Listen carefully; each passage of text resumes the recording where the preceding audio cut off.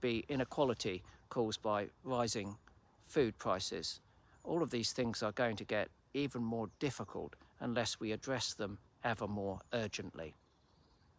Another problem that we face when it comes to this existential issue of climate breakdown and biodiversity loss is that we think that we can't have an impact ourselves because they're big global issues that are quite beyond our reach.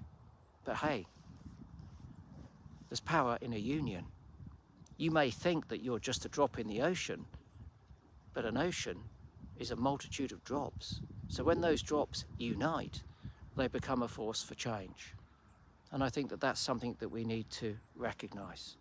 Now, one of the things that we need to immediately address is that very often we are put upon, these issues have become our fault.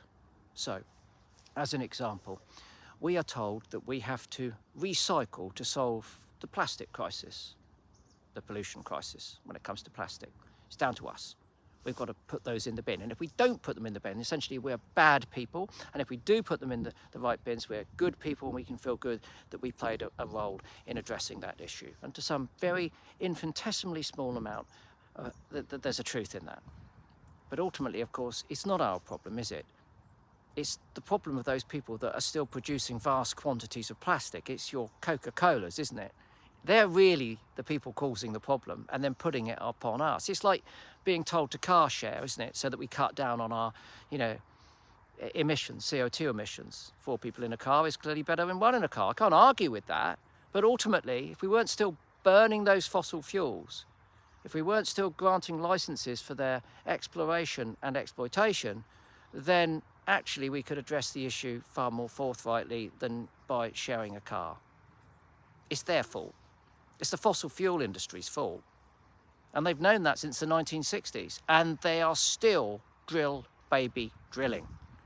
And governments around the world who are only interested in short-term politics are still investing in those industries because they think that it will help them get re-elected in the short term.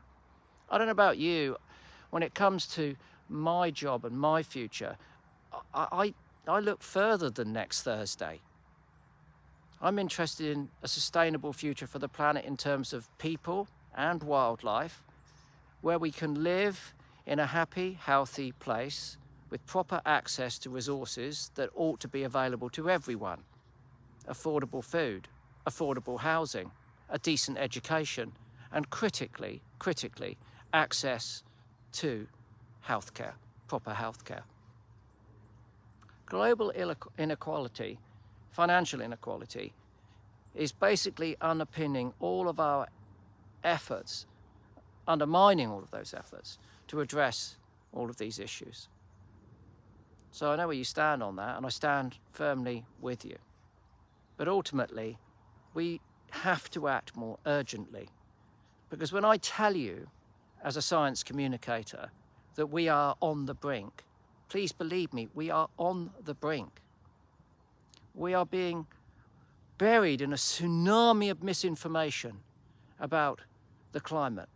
Climate denial is now back on the agenda, and it's being perpetuated and promoted by really unscrupulous and extraordinarily dangerous politicians here in the UK. They would kill us all, and they may well if we let them get their way. We've got to listen to the truth.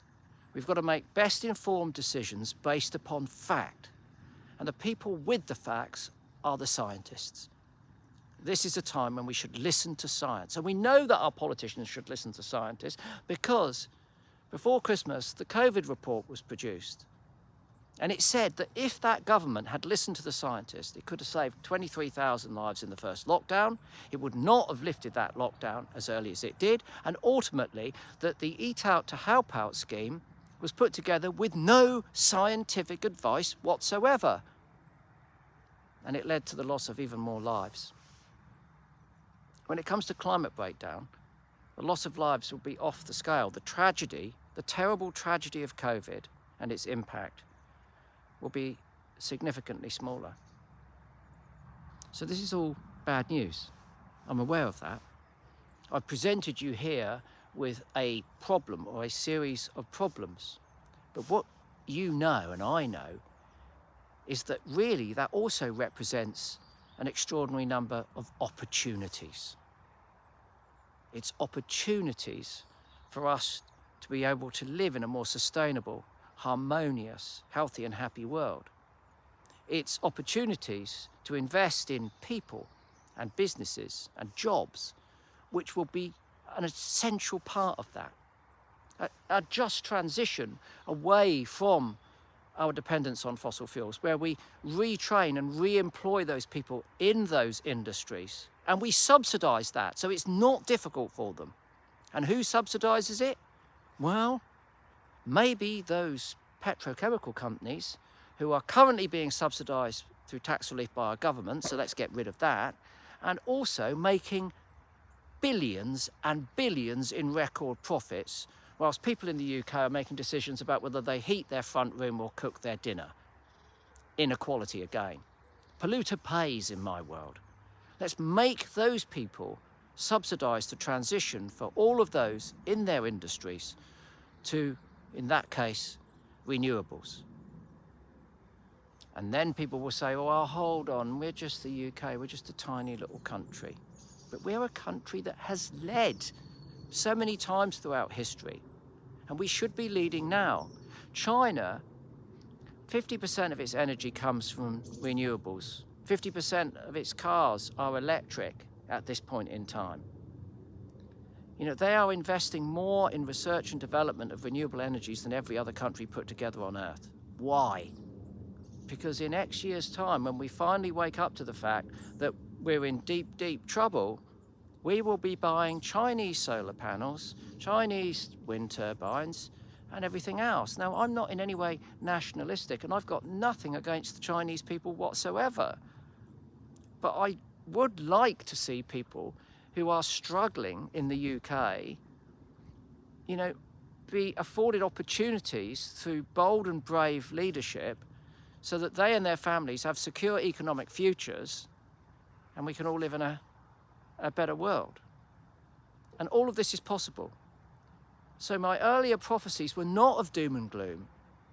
They were realistic, but at the same time, they've got to be balanced with the fact that if we were to act more broadly and more rapidly and more urgently, we could make a difference, a positive difference to all of our lives. And from my point of view, of course, the lives of everything else that lives out here in the wild world, which we are dependent upon. We are dependent on ecosystem services Earth. Every day when we put food in our mouth, it's come out of a soil which needs to be healthy. Or we've dragged it out of the sea, which needs to be healthy. Without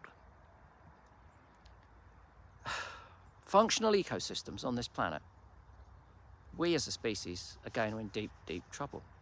So that means transitioning the way that we eat, what we eat, how we produce it, how we distribute it, how much it costs, where it's available.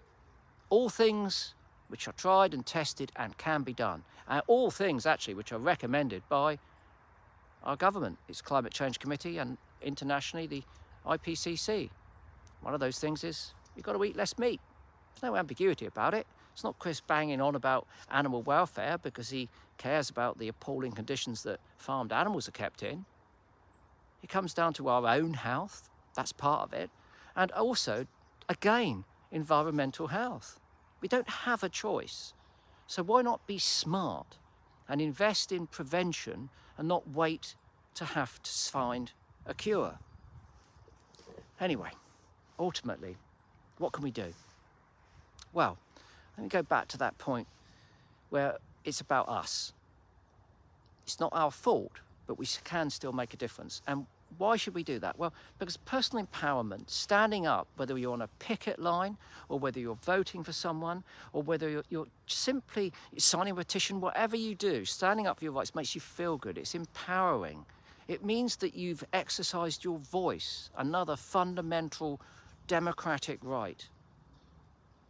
Your right to protest, exercise that voice. And every single one of your voices is important. Never forget that your voice is important. Never be put down or passed over. Your voice is important. Use it. Use that voice. So make sure that you vote for the right people on every level, the people who are going to be caring for your future, the people who you can truly trust to do that. Think very carefully when you put that cross in the box. Sign those petitions, man those picket lines, address those issues. That empowerment is incredibly important. And if you want to make a difference, I can tell you that, yeah, eat less meat. You will be, if you eat the right things, healthier. The world will be gradually healthier. I'm not telling you to go vegan overnight. I'm just saying eat less meat. And if you do eat less meat, choose meat which is come from a better standard of welfare for the animal, for the environment, and for yourself. And then think about where your money is. Because if you want to reduce your carbon footprint, you know, car sharing, yeah, great, and all those other things, brilliant, oh wow. But the one thing that you can really do to have the biggest impact is to make sure that you invest your money. That's where you bank, that's where you have a pension, that's where you take out insurance, in companies that do not invest in fossil fuels or weapons or anything else. And by making that one change, which you can do on your mobile phone in about 3 or 4 minutes, you will reduce your carbon footprint more than any amount of car sharing or other nonsense. Just change where you bank, move to an ethical bank. And lots of banks, I've got to tell you, have already got the message and they're moving in that direction. But we can still nudge them further by taking that action. And again, if we do that, we feel good. We tell our mates, we tell our community, we tell our colleagues, you know, and the movement grows. You've got a movement, you've got millions of members. And we're moving into a period of time where, for all sorts of reasons, not just the things that I've been discussing here, but, you know, employment rights, access to special educational needs, which is, I'm currently really worried about, education generally, health generally, we're going to have to just stand up and be counted. We built something that once worked and was, in its way, wonderful, probably always could have been better. But I'm only standing here talking to you because I've enjoyed, you know, the benefits of a national health system. I'm only standing here talking to you because I went through a comprehensive school where teachers cared and taught me properly in the 1960s and 70s. It doesn't have to go south. It can go somewhere great, but we've got to do it. And I can't think of a better bunch of people to be on board. People with integrity, people who know what life is really about. People know what work is really about. So come on, let's pull together, because collectively we have to make a difference and we have to do it now. So in whatever way you can, in your workplace or in your personal life, this is the time to stand up and be counted. I know you will. Thank you.